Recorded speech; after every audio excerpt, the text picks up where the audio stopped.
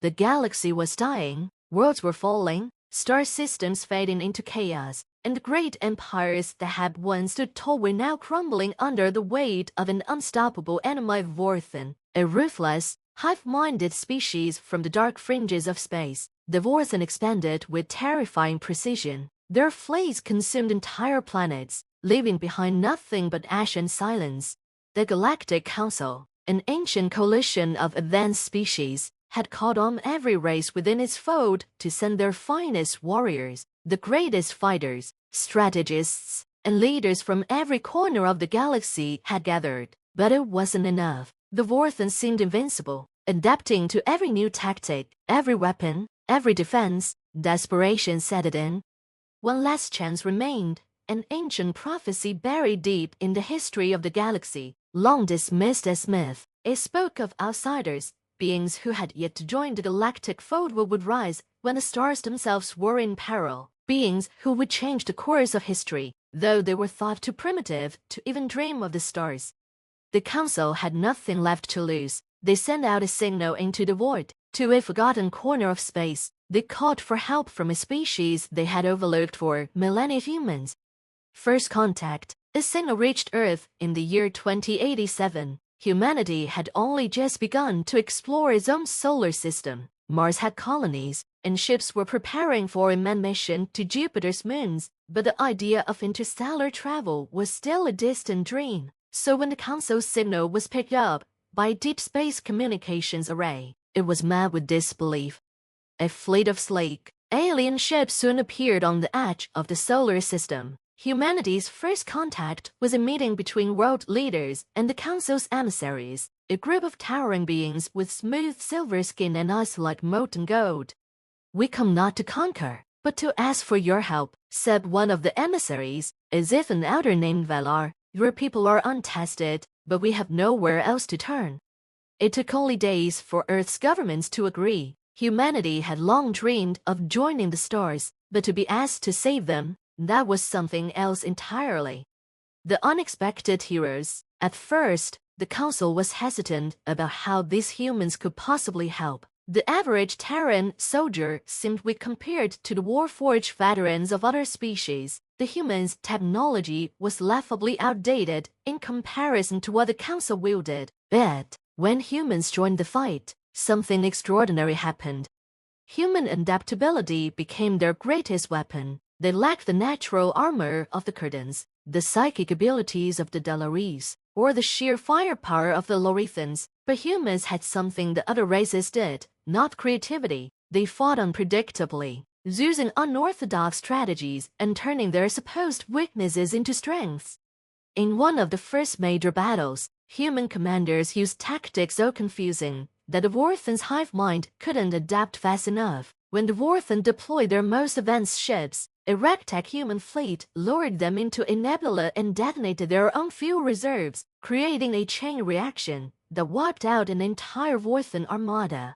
Human engineers, too, stunned the galaxy. Though their technology was behind, they were fearless in pushing boundaries. They began reverse engineering alien tech, combining it with their own, and creating hybrid weapons that outpaced even the Council's finest. They weren't afraid to risk failure because, for humanity, failure had always been a stepping stone to success. The Battle of Iscaprine. The turning point in the war came at Iscaprine, a heavily contested planet near the center of the galaxy. The Vorthan had committed the bulk of their forces there, planning to use it as a launching point to strike at the heart of the Galactic Council. The Council had been prepared to sacrifice Iscaprine, but the humans wouldn't hear of it. They rallied a coalition of the galaxy's most downtrodden and demoralized species races that had lost hope. The humans didn't just bring weapons and tactics. They brought something far more dangerous to the Vorthan: hope. As the Vorthan ships descended on Iscaprine, human soldiers and their allies stood their ground. They fought with a ferocity that the galaxy had never seen. Where other species relied on sheer strength or numbers, humans used guerrilla tactics, sabotage, and even psychological warfare. They hacked into Vorthan communication systems, spreading disinformation, turning the Vorthan's hive mind against itself. By the time the Council's main fleet arrived, The humans had already turned the tide, Iska Prime was saved, and the Vorthen suffered their first true defeat. The price of victory. Victory didn't come without cost. Thousands of human lives were lost, and Earth mourned as its best and brightest didn't return. But their sacrifice had bought the galaxy time to regroup, time to learn from the humans' strategies. In the aftermath, the Council acknowledged that they had misjudged humanity. They had saw heroes beings of immense power or ancient wisdom, but what they found were humans, flawed, reckless, and far from perfect, and yet, it was those very flaws that had saved them all.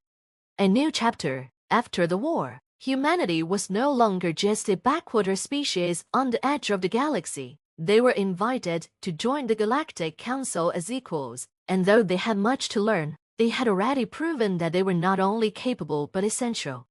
The Vorthen threat was finally vanquished, but the galaxy would never be the same. Humanity had shown that sometimes it's not the mightiest or the wisest who save the day, but the most unexpected. As the stars burned brighter and peace returned, a new legend spread across the galaxy. The races of the Council would speak of the time they sought out heroes and found humanity instead. With the Vorthen threat finally vanquished, the Galactic Council entered a period of uneasy peace. The scars of war ran deep across countless worlds. An entire species had been wiped out or displaced, but the galaxy had survived, largely due to the efforts of the humans, whose unexpected, audacious beings who had turned the tide in its darkest hour. Earth, once a backwater planet that had only just started venturing into the cosmos, was now a respected member of the Council. Humanity had earned its place, but the road ahead was uncertain. Though the Vorthen were gone, the political landscape of the galaxy was shifting. The Council, impressed by humanity's ingenuity but wary of their unpredictability, extended a cautious hand of partnership. Rebuilding trust. For the humans, the post-war years were a time of both celebration and mourning. The losses from the conflict were staggering. Cities on Earth housed somber memorials, and new colonies mourned for those who would never return. But in the midst of this sorrow, there was a rising sense of pride. Humanity had faced the greatest threat the galaxy had ever known and survived. But, as Earth sent its diplomats and scientists out into the wider galaxy, it became clear that not everyone viewed humanity's rise with the same admiration. To some species, the humans were still newcomers, too inexperienced to hold real sway in the Galactic Council. Others feared their unpredictability, the way they broke from tradition and adapted so rapidly. These races remember not just the humans' victories, but the collateral damage they left in their wake of risks they had taken without consulting the Council, the unorthodox tactics that could have backfired. Diplomatic relations were often strained. At one council meeting, a delegation from the Cerivians, an ancient race known for their stoic adherence to tradition, expressed concern that humans were too dangerous to be trusted with power. "It is not strength that makes you dangerous," Cerivian leader Turish intoned in a cold, deep voice. "It is your recklessness. You play with fire, and one day, it will consume you."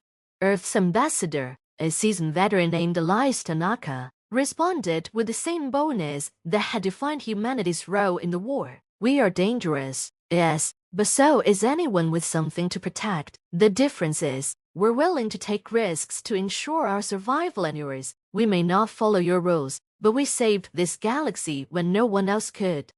The human renaissance. Despite the diplomatic challenges, humanity thrived. The war had opened the door to the stars, and humans embraced this new chapter with boundless energy. Scientists and engineers poured their efforts into space exploration, creating hybrid technologies by combining Earth's ingenuity with alien advancements. Starships that once could barely reach Mars were now capable of traversing light years in days.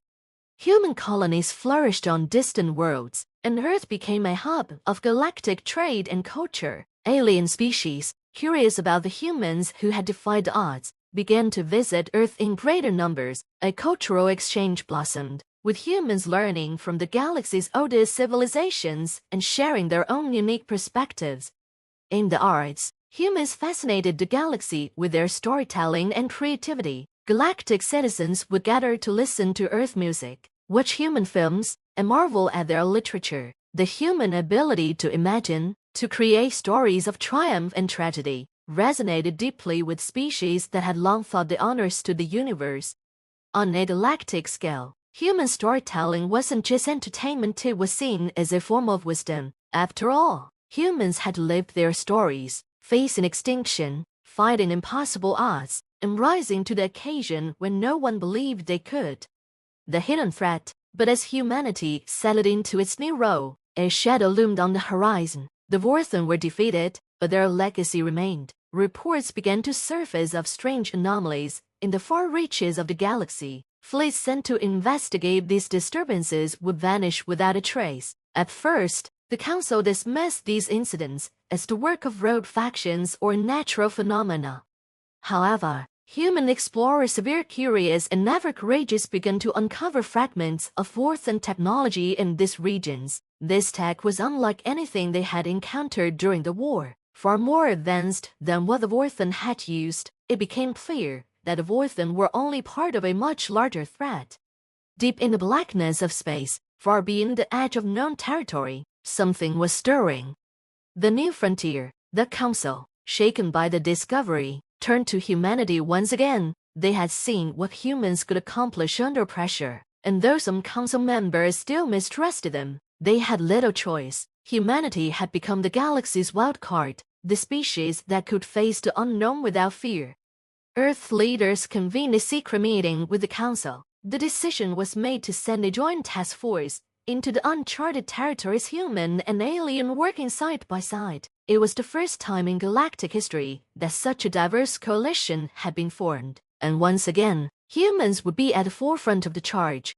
Leading this new mission was Captain Sarah Hawk, a veteran of the Vorthen War and a symbol of humanity's resilience. Her crew was a mix of species, all of whom had fought beside humans during the war. As they prepared to depart, Captain Hawk gave a rousing speech to her crew.